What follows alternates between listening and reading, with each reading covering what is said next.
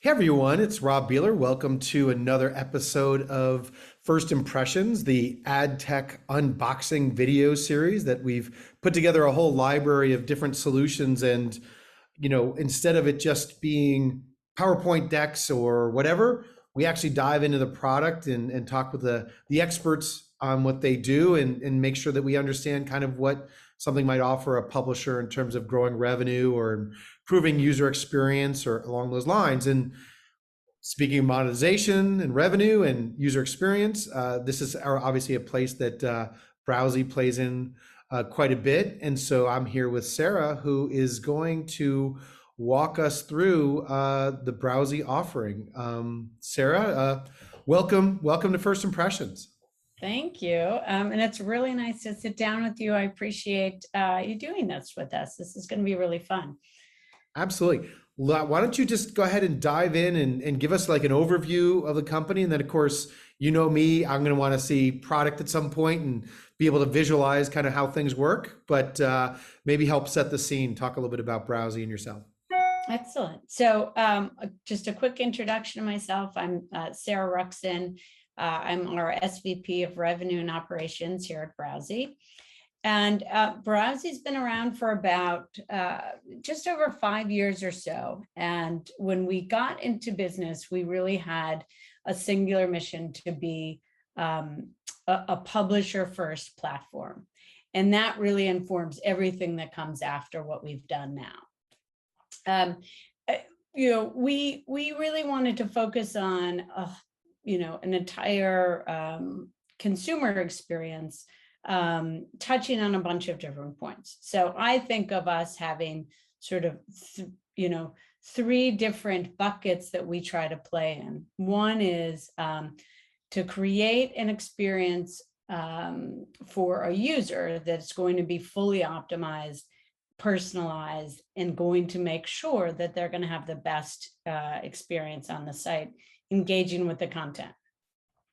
The second is we wanted to make sure buyers are getting viewable inventory, right? So we want to make sure that if they're spending money on your site to get eyeballs, they're actually going to get those eyes, right? So our technology is ensuring highly viewable inventory. And the last piece, of course, is that the publisher is going to be able to maximize revenue. So the platform is working in a way that if you provide a really great UX experience for your readers and your users, they're going to keep coming back for more, creating more inventory. If you're selling highly viewable inventory to advertisers, they're going to want to buy more. And all of this is going to help generate more revenue. So the platform is always, serving these two masters to make sure that the UX is really high and at the same time that you're keeping revenue maximized. I love it. I just want to say that again, I've been out trying to talk to publishers about a little bit more longer term thinking versus the short term, thinking about putting that, user first type of approach is ultimately what we're going to have to do for all the changes that are going on.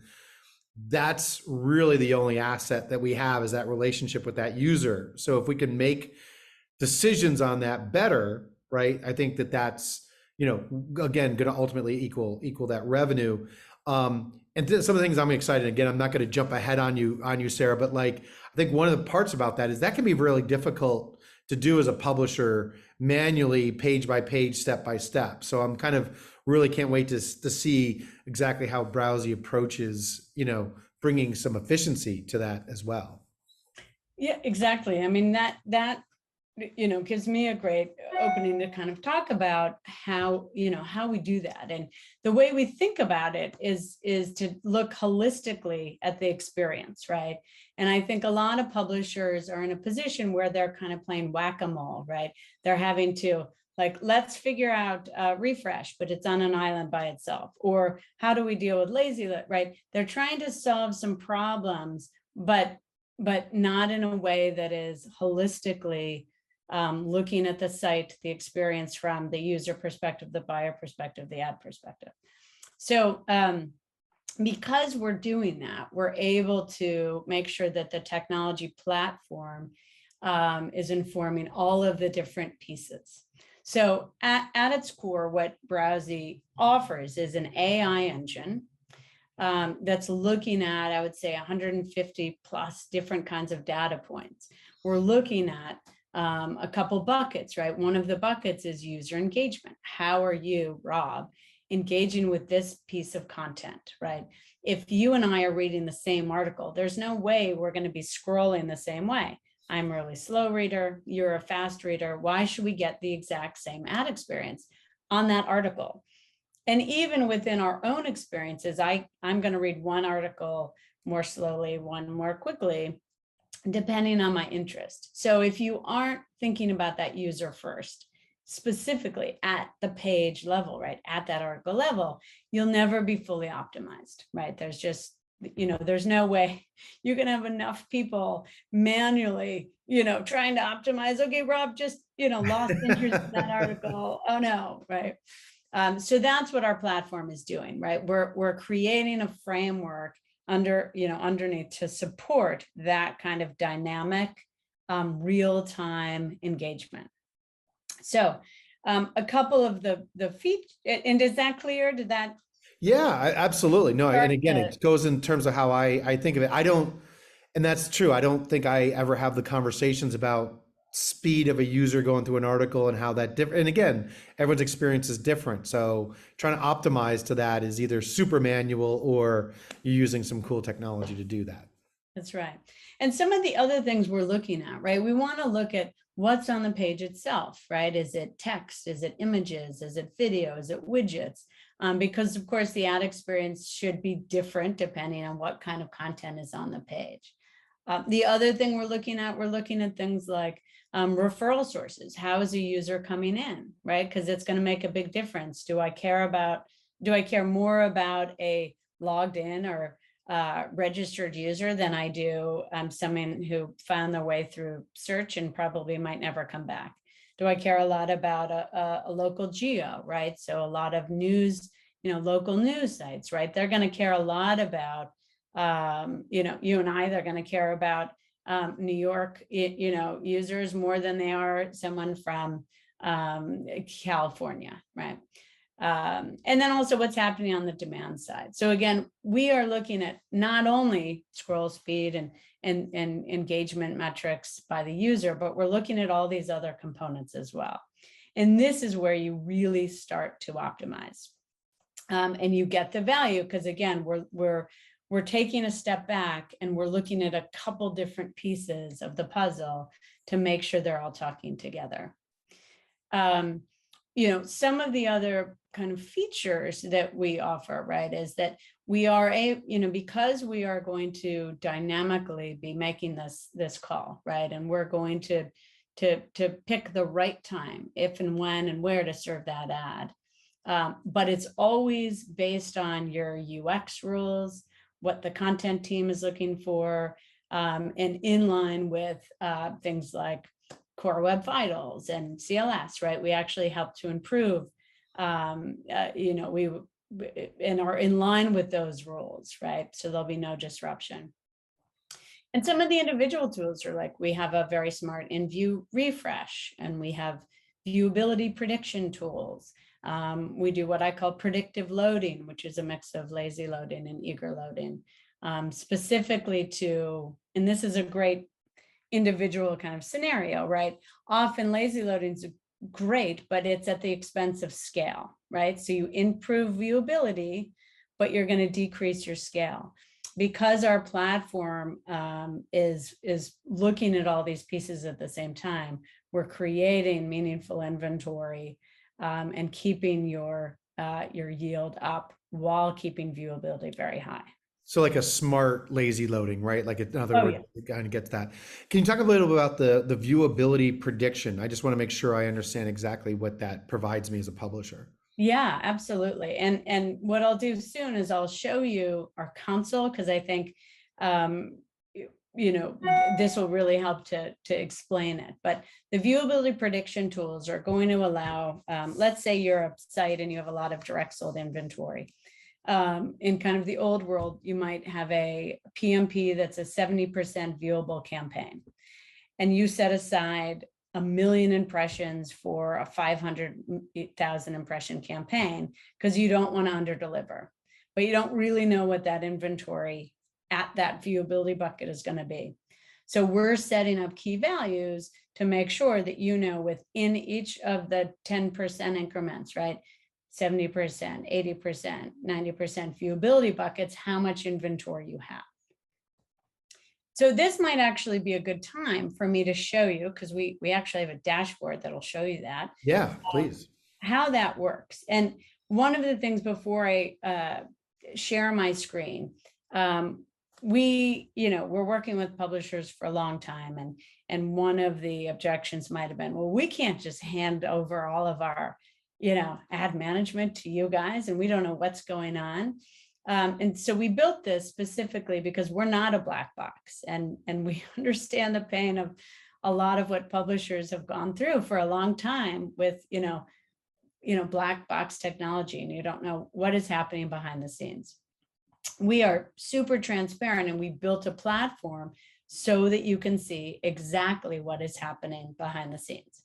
And so because this is AI, you can't see everything, but our dashboard really shows you how to connect, right, the dashboard to the engine. So let me just quickly share my screen. See if I can do this well. You tell me if you can see it. There you go. You got it. Right? So this is the Browsi console. And what this is it's really an ad management tool in many ways. It's a reporting tool. And it's a way to help provide the publishers the ability to do some things that without our platform, they might have to go to their product team and wait for a product sprint just to do an A/B test, right? They just want to try one of these scenarios like, hey, we don't care so much about our traffic coming in from this geo. I want a higher ad density there. So our dashboard is going to show you many different things. At a high level, we're going to be able to tell you what your viewability rate is. We're pulling in GAM data, Moat data, and Browsi zone data for viewability. Your click-through rate, IVT scores, we use Moat as a vendor for that. And ads per session or ads per page view we can show you. And all of the data you're seeing here, Rob, this is pulling in from your GAM data directly, right?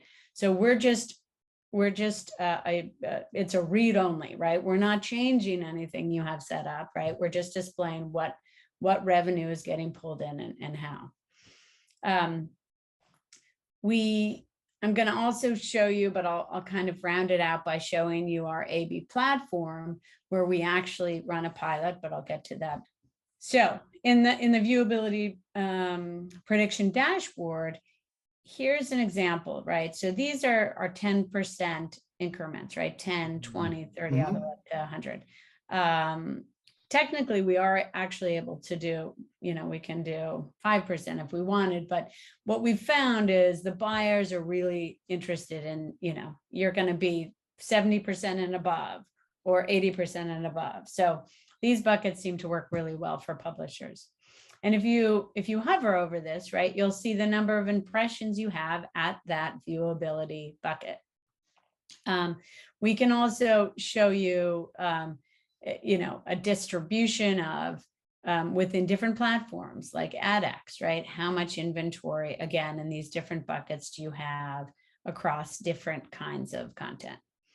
And then over time, right? What is the amount of inventory you have? So that's our viewability prediction dashboard. The next thing I'd love to run you through is our layouts. So we were talking about the scenario where you have a geo, maybe you don't care as much about, and you're in Q4 and you really need more revenue. These are scenarios that happen. And you say, hey, could we possibly create a different layout just for that geo for this time period that allows us to serve more ads per page? And the answer is yes, 100%. And you can do it here, and you don't then need to go to product or anyone else. We have configured the platform also, I should say, to be a tool. You know, with Browsi, we have an amazing account management and customer success team that can build all of this for you, or you can have total control. So it's really important to know this is something that we set up the account, right, based on best practices from, you know, all of our publishers and what we know for all of this data that we have, but you can customize as well. So again, it's, you can just tell our team, hey, can you build out a new layout for us? Or you can create it yourself. But I wanted to touch on something there you said that I think is super important to understand, the implications, but also the opportunity, right? So what you said was that, again, if I'm using Browsi and I have something, again, where and again, you're about to explain this, but I want to make understand the point a little bit, and then you can kind of show me the part of it. You're saying that, like, and again, nothing against any Canadians that are dialed in, right? But let's just say that's not my target for most of my advertising. I might serve them a little bit more, more ads to just kind of maximize that revenue. And what you're saying is, I don't have to go to my editorial team or my IT department or product and go, yeah, you need to somehow figure out a way to serve more ads in a template.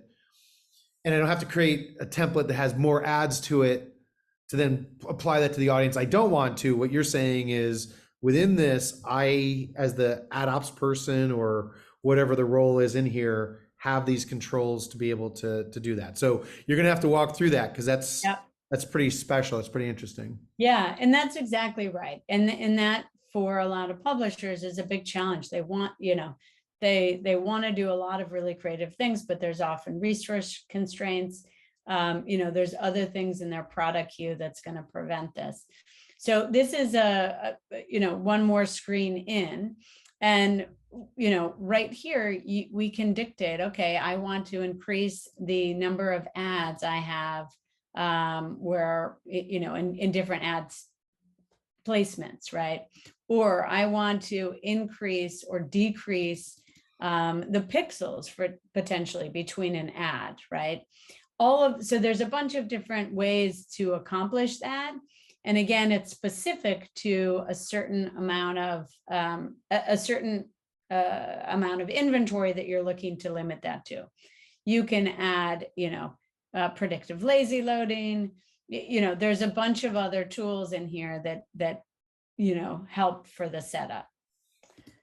So, and then on the side, right, you can kind of see here, oh, okay, this is how I've just reconfigured the page. So it's you always get a visualization of, okay, what are those changes I made? Here's how this is going to look on this layout. And this layout might look different from, your default layout, or, so on and so forth. Now, the part that I think is the coolest thing here, and this is the connection I want to make. You've decided, Rob, even though we're going to Canada, so we love Canada and all things Canadian. In this particular context for that site, right, we want to have a different, maybe we want fewer ads, right? We want the Canadians to get fewer ads than your US audience. We want to make sure, as we increase or decrease those ads, that the UX metrics are intact, right? So this is where we say, okay, I have KPIs set. I'm very happy with my engaged page view rate, with my scroll depth, with my average time on page, with my bounce rate. Those are exactly where I want them to be. And we are serving a dynamic maximum of 5 ads per page. What happens if we increase it to 7?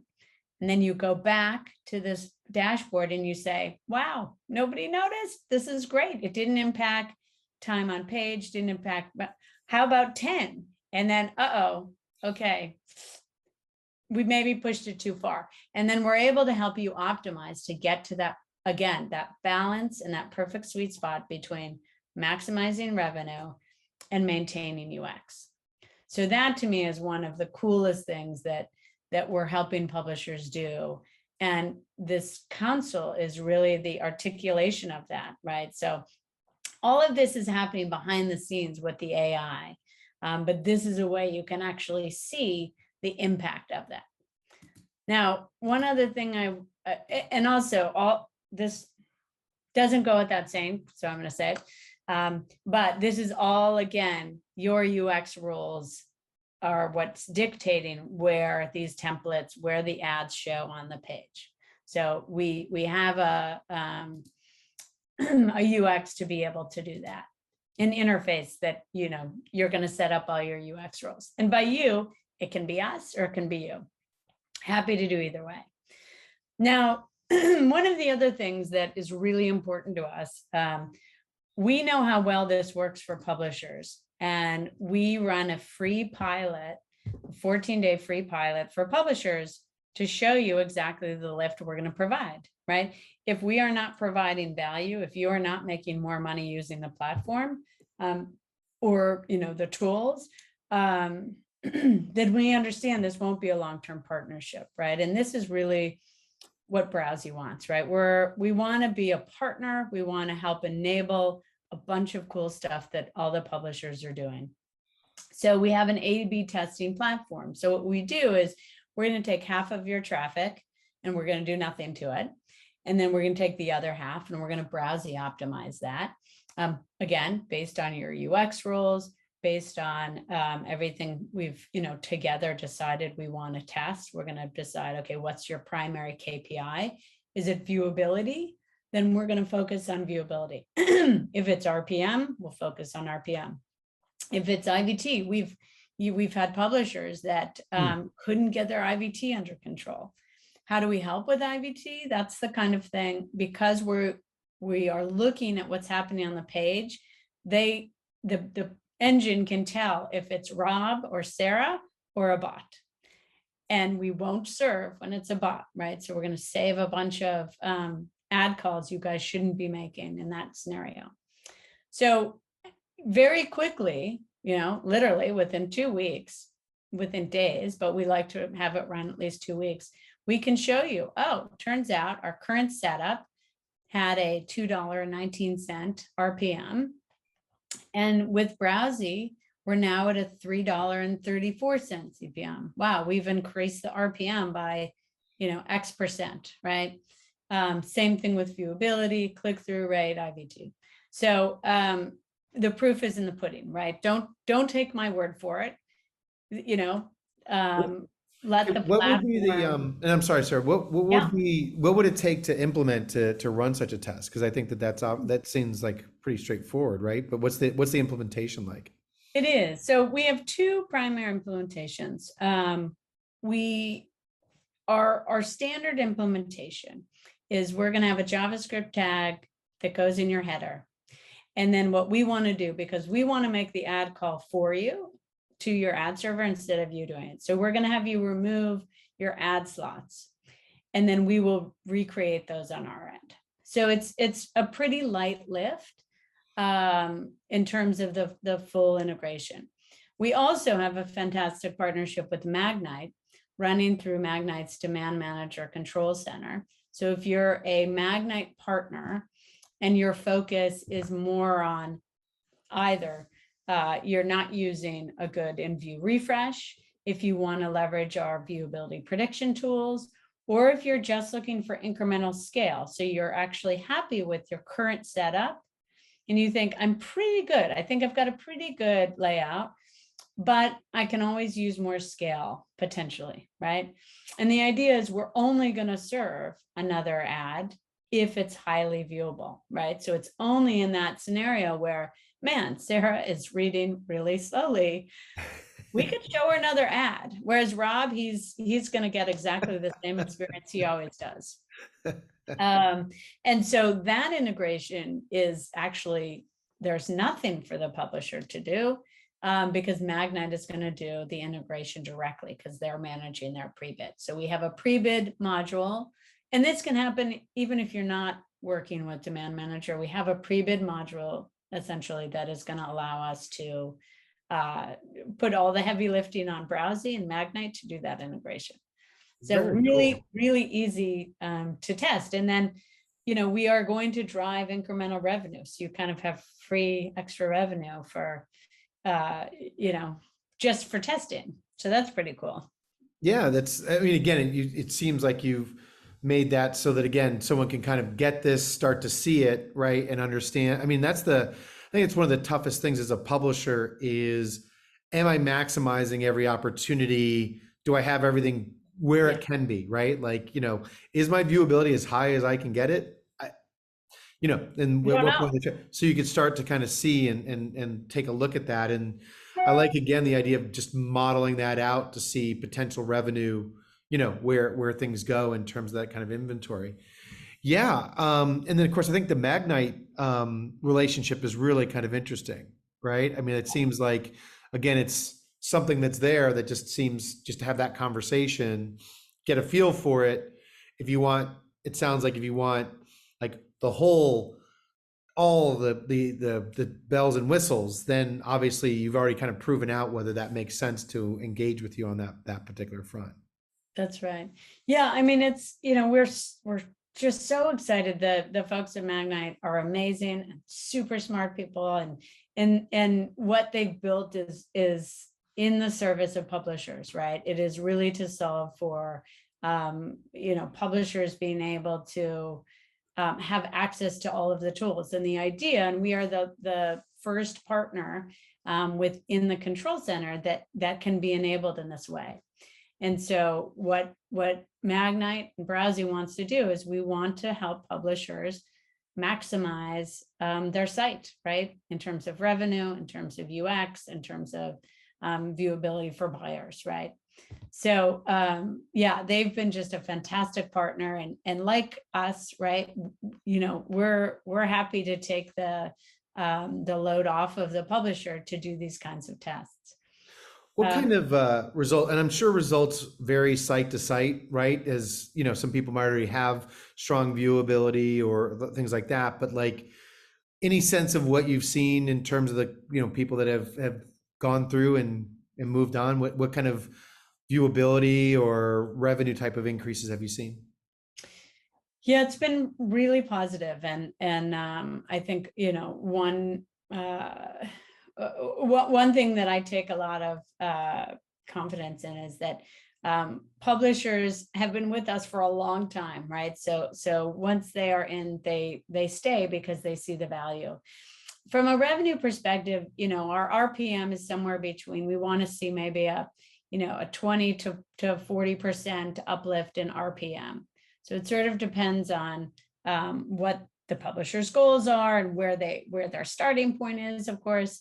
But that's a nice range that we like to see. From a viewability standpoint, our publishers, I think the average is around somewhere between 25%, right, is roughly the lift. That said, if you're a publisher who has 75% viewability, I'm not going to be able to get you to 100, right? So it really depends on where that starting point from the viewability standpoint is, right? I think one thing that's interesting about the way you're talking about it, and again, I'm kind of speaking for other publishers who've probably been in this, where there's certain, companies that come to us for helping with monetization, and they're just like kind of just leading with this whole lift number. And part of what I think that you've done over like this particular call has been like, well, some of that really, again, depends on you and depends on your goals, right? Because again, someone that might be able to offer me a 45 or 70% lift, well, at what expense? Oh, a video that floats around and follows the user around wherever they're, like there's any number of ways to increase revenue in those ways. But again, if you have that kind of user first, and you're looking for that balance, I think you start to understand, you know, that's not the only measurement, right? It's Right. just revenue lift. It's all these other pieces. So I think that's Yeah. pretty cool. Well, that is, for us, it's about, and often I'll talk to a publisher and they'll say, well, listen, I already have great viewability. It's 75% or whatever it is. And I'll say, okay, that's amazing. 100%. That's amazing. Very happy. Would love to understand what how that's comprised, meaning, do you have a sticky unit at the top that has 100% viewability? Oh, yes. And then my, my in-feed units have 50% viewability. And I said, okay, well, that might be an opportunity, right? So on aggregate, yes, you've got a great viewability, but there might be an opportunity we can help with the inline, right? And that's where, when you start to break down and get to the at a at a more granular level, then you're going to be able to make these changes that have a really big impact otherwise. And then I think you layered that piece with the fact that we're about to get to Q4 and I'm going to want to increase my ad density. And it just took me all that time to work with editorial, work with dev to get the ads Yeah. where I wanted to. And now I got to sit there and say, hey, can we add another ad back? Again, some companies might be built that way. I myself know that that would not be a request I could win, right? But if I have those kind of controls where I can sit there and adjust that kind of density, and at the same time I have a stat that says, by the way, editorial, don't worry, I know you see more ads, and that immediately sets up red alarms in your world. Look at our number of engagement and look at all that kind of stuff to your scenario before. Again, I think that's a different conversation, Yeah. right? If you're able to say, I'm increasing revenue, but I'm not affecting user experience, and I have the stats to show it, is a really compelling kind of argument. Yeah, and the idea is, not every user might see more ads, in a particular time, right? We built it so that there's a dynamic maximum, right? We'll never exceed X that we work with the publisher on. But still, it might be that you always end up seeing the same number of ads you always saw. And it's just for the, it's for myself, or it's the, my 10-year-old who hops on that page, or the, and then they're scrolling really quickly. Well, my God, don't show, he's just scrolling, he's not reading, right? Whatever those scenarios are. Interesting. So I think, yeah, it really is about finding those placements. The other thing publishers often find is that if we're doing, let's say, just an incremental placement, right? They often say, wow, your incremental placement has a higher CPM and a higher viewability than our bottom sticky. Maybe, maybe if we did, got rid of that bottom one and had two, dynamically placed units, that would perform better. So again, it's always this conversation, and we're constantly optimizing. We're constantly looking at the data with the publisher to give them, our feedback as well as their own analysis. That's great. So anything kind of left unsaid? Anything else that we wanted to cover? Because otherwise, my next question to you is going to be, if a publisher is interested, what's the next step? What should they do? Yeah, the only it's pretty easy. They can just email me directly, and I'm super responsive. So you can share my information, and what I'll do is set up a call. We can look at their site specifically, because this is really all about what individual publishers' goals are. And again, some come to us because they can't sort out IVT. Some need an ad management platform. Some want just plain revenue. So we'll have a quick conversation and very quickly can figure out, okay, what are the goals? And let's set up a test to help accomplish those.